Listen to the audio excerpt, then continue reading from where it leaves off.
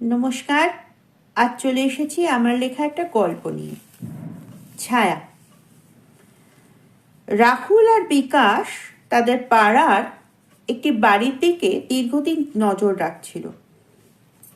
বিশালাকার এই বাড়িটা ফাঁকাই থাকে, সেরম কাউকে আসতে যেতে কখনো দেখা যায় না।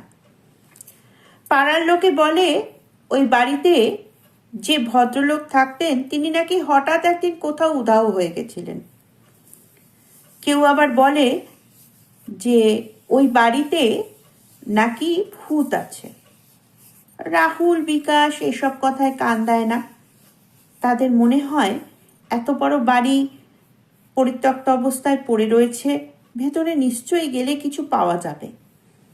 তারা ঠিক করে যে আজ রাতে তারা যাবে সেই বাড়ির ভেতরে, যদি কিছু পাওয়া যায়।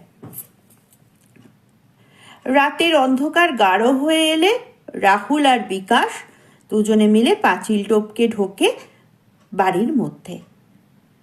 শুকনো পাতা পড়ে জায়গাটা প্রায় অর্ধেক ভর্তি হয়ে আছে। পাঁচিল টপকে ভেতরে ঢুকতেই পাতার ওপর পা পড়তে খসখস খসখস শব্দ হতে থাকে। রাহুল আর বিকাশ জানলা টপকে ঢোকে। এইখানে ঢুকে অন্ধকার তারা মোবাইল আলো জ্বেলে নেয়। চারিদিকে ফাঁকা, কেউ কোথাও নেই। পুরনো আলমারি একটু টানতেই পাল্লা খুলে যায়। ভেতরে কিছু রূপোর কয়েন, পরিত্যক্ত কিছু গয়না তারা খুঁজে পায়। তাদের আনন্দ বেজায় হয়। তারা মনে করে দোতলায় গেলে বোধহয় আরও কিছু পাব। দোতলায় ওঠার সিঁড়িটা কাঠের সিঁড়ি বেয়ে উঠতে উঠতে কিরম যেন ক্যাঁচ কুঁচ শব্দ।